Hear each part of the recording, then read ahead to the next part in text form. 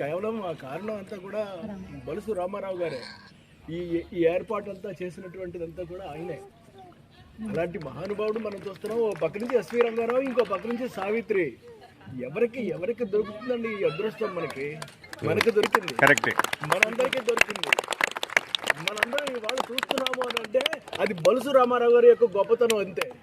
ఆయన మాత్రం చాలా జాగ్రత్తగా మనందరి ముందు పెట్టినటువంటి ఈ గొప్ప విషయాన్ని, మాయాబజార్ అనేటటువంటి సినిమాని మనం ఇవాళ చూడగలుగుతున్నాము. అదృష్టం, మహా అదృష్టం అంతే. మాయాబజార్ అనేది మన తెలుగు వాళ్ళందరికీ కూడా, ముఖ్యంగా సినిమా ప్రేక్షకులందరికీ కూడా చాలా ఒక అద్భుతమైనటువంటి అనుభూతినిచ్చిన సినిమా. అలాంటి మాయాబజార్ సినిమాని ఇవాళ ఇంత బిగ్ స్క్రీన్లో, ప్రసాద్ ఐమాక్స్ థియేటర్లో, ఇంత పెద్ద స్క్రీన్ మీద ఈస్ట్మన్ కలర్లో డిజిటల్ సౌండ్ తోటి మనం అందరూ ఎంజాయ్ చేస్తున్నాం అని అంటే, ఆనాటి 60 సంవత్సరాల పైగా ప్రతి తెలుగు ప్రేక్షకుడు కూడా మాయాబజార్ని చూసి ఎంజాయ్ చేస్తూనే ఉన్నారు.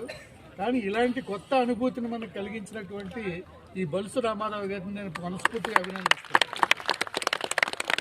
మాయాబజారు తెలుగు ఉన్నంతకాలం బతికుండే సినిమా. ఈ సినిమానికి ప్రాణం పోసినటువంటి కేవీ రెడ్డి గారికి, నాగిరెడ్డి చక్రపాణి గారికి, ఈ పాత్రలకి సజీవ రూపం ఇచ్చినటువంటి నటులు ఎన్టీ రామారావు గారికి, అక్కినేని నాగేశ్వరరావు గారికి, ఎస్వి రంగారావు గారికి, సావిత్రి గారికి మన అందరం కూడా అభినందనలు.